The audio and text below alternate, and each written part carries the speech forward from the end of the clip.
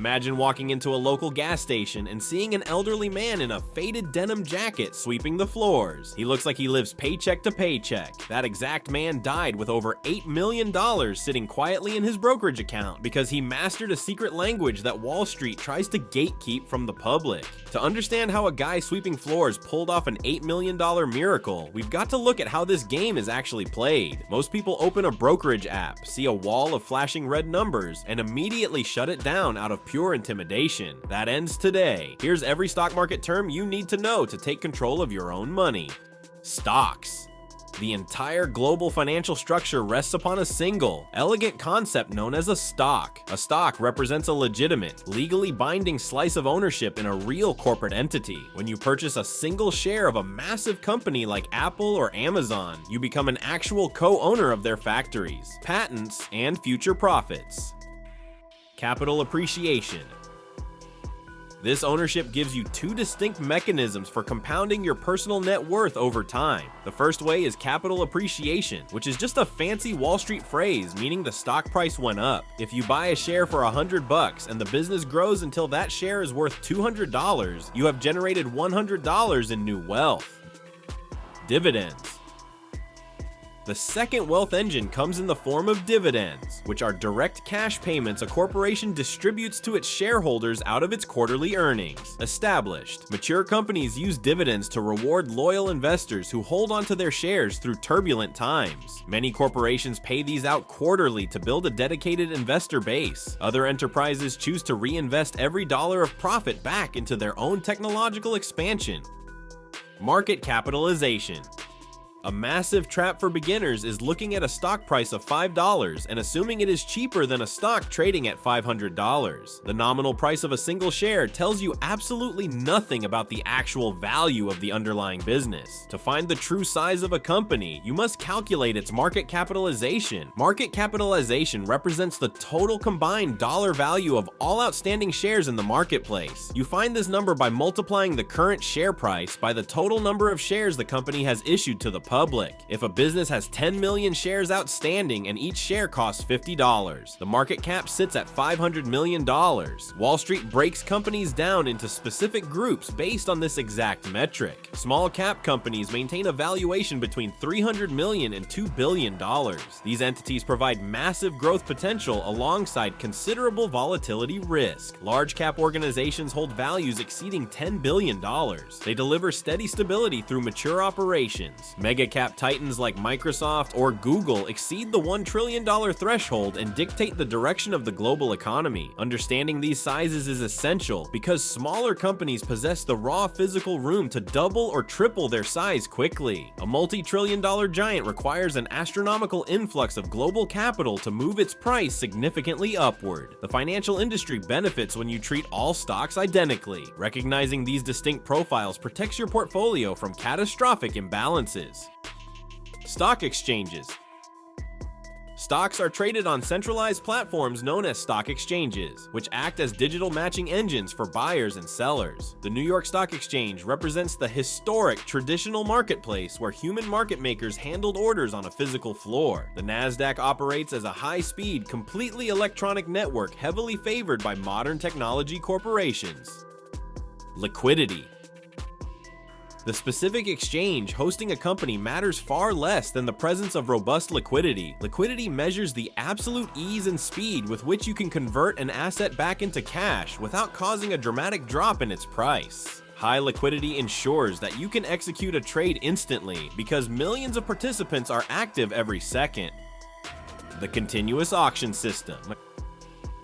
Consider the real estate market, where selling a single residential home requires months of staging, listings, and legal paperwork. A house represents a highly illiquid asset because finding a buyer takes significant time and effort. The stock market eliminates this friction entirely by utilizing a continuous auction system governed by supply and demand. If a company releases a revolutionary product and a wave of investors rushes to buy the stock, the price jumps to find willing sellers. If a corporate scandal breaks and a panicked crowd tries to unload shares, the price plunges until buyers find the entry point attractive.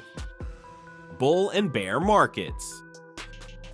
These volatility waves eventually solidify into macro trends known as bull or bear markets. A bull market defines an extended era where stock prices rise 20% or more from recent cyclical lows. The average bull market since the middle of the 20th century has lasted roughly 4.5 years, generating an average return of over 150%. A bear market represents a grueling downward trend where stock prices plummet 20% or more from their recent peaks. These corrections last around 10 months on average, dealing a severe blow of 32% to the average portfolio. The sheer velocity of a bear market feels incredibly painful due to a deep psychological bias called loss aversion.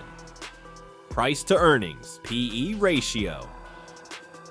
Determining whether a specific business is a smart investment or a total trap requires a core set of valuation metrics. The price-to-earnings ratio stands as the absolute king of foundational financial metrics. You calculate the PE ratio by dividing the current share price by the company's annual earnings per share. This metric tells you exactly how much money you are paying for every single dollar of profit the company generates. A PE ratio of 20 indicates that you are paying $20 for every $1 of current corporate net income. Tech startups frequently command massive PE ratios because investors are placing bets on exponential profit growth in the future. Utility providers and manufacturing giants often maintain low PE ratios because their earnings are highly stable but growing slowly. A common psychological blunder among beginners is assuming a low PE ratio represents an automatic bargain. A depressed ratio frequently reflects a dying enterprise whose core revenue stream is on the verge of total collapse. Market orders versus limit orders.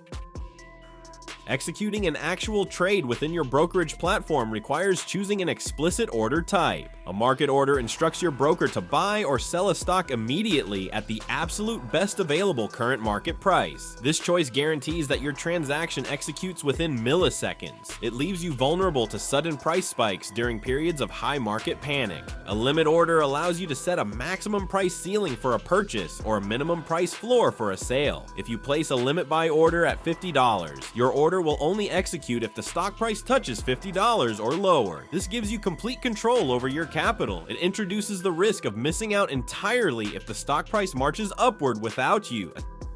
Stop loss orders. Risk management relies heavily on an automated safety valve known as a stop-loss order. You place a stop-loss order at a specific price point below your initial purchase price to guard against devastating downside. If you buy a stock at $100, you might position a stop-loss order at $85. The brokerage system automatically converts your shares into a market sell order the absolute second the price hits that $85 mark. This protocol limits your maximum loss to 15% during an unexpected corporate disaster. High market volatility can occasionally trigger your stop loss during a brief flash crash right before the price rebounds to new all-time highs. Index funds.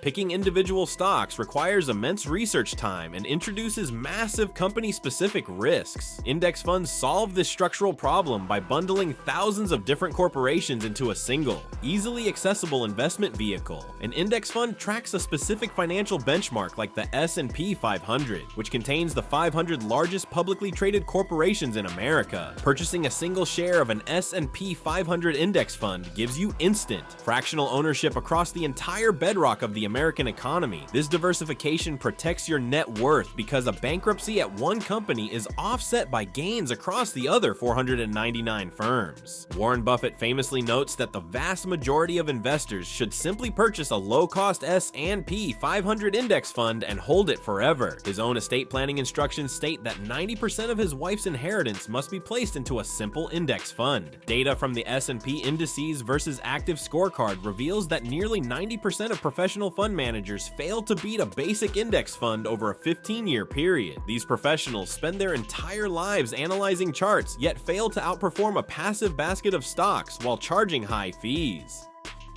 Exchange-traded funds, ETFs versus mutual funds. Exchange-traded funds provide these exact same diversification benefits, but offer distinct structural flexibility. ETFs trade on open stock exchanges throughout the day, exactly like individual stocks. You can buy or sell shares of an ETF at fluctuating prices during market hours. Traditional mutual funds calculate their value and execute trades only once per day after the closing bell rings. ETFs offer superior tax efficiency and ultra-low administrative fees known as expense ratios. Minimizing these annual fees prevents Wall Street from silently siphoning away hundreds of thousands of dollars from your lifetime compounding pool. Dollar cost averaging. Building long-term wealth smoothly requires a systematic investment framework known as dollar cost averaging. This strategy dictates that you invest a fixed sum of cash at regular, unyielding intervals regardless of what the broader market is doing. You might choose to invest $500 on the exact same day every single month. This automated process removes human emotion from the wealth equation entirely. Your fixed dollar amount automatically buys fewer shares when prices are high and secures more shares when prices crash during a recession. Consistency completely replaces the dangerous, losing game of attempting to time the market. Compound interest. The supreme engine of financial independence is compound interest, the compounding process where your initial capital earns returns, and those returns begin earning their own returns. Wealth builds pretty slowly during the first 10 years because your account is still relatively small. The mathematical curve shifts aggressively upward after 20 or 30 years of uninterrupted growth. Starting your journey just 10 years earlier can double your total final nest egg, even if you contribute less total money out of pocket. Time represents the absolute most critical variable in the wealth building equation. Capital gains tax. Maximizing these gains requires an understanding of capital gains tax regulations. Short-term capital gains apply to assets held for less than 1 full year. They face heavy taxation at ordinary income tax rates. Long-term capital gains apply to assets held for over 12 months. They enjoy preferential tax rates that save you thousands of dollars. Portfolio rebalancing. Maintaining a portfolio also requires periodic rebalancing to restore your original target asset allocation. If a massive bull market inflates your stock values beyond your desired risk limits, you sell a portion of those stocks to purchase stable bonds. This mechanical discipline forces you to sell high and buy low without emotional interference. Market psychology. The real battlefield of wealth building takes place entirely within the complex landscape of your own psychology. Emotional control during market downturns determines long-term success. The history of finance is filled with genius individuals who went completely broke because they could not control their emotions during a market crash. Human beings possess deep biological programming designed to flee from danger. This survival mechanism causes catastrophic results inside a modern brokerage account. Watching your hard-earned net worth drop 30% in a global crisis triggers intense panic signals. Most investors fail because they surrender to this short-term pain and sell their assets at the exact bottom of a crash. They lock in permanent losses and completely forfeit their participation in the massive economic recovery that inevitably follows. A famous internal study conducted by a major brokerage house revealed a shocking truth about account performance. The absolute best performing accounts belong to individuals who completely forgot they even had an account. The second best performing group consisted of investors who had literally died, leaving their assets completely untouched for decades. Think about that. It basically proves that when it comes to the markets, doing absolutely nothing is a literal superpower. Constant tinkering, chasing hot stock trends, and checking your balance every morning destroys your long-term returns. The stock market functions as a highly efficient machine that transfers wealth from the impatient to the patient. True investing demands a boring, systematic approach focused on decades rather than days. The action plan.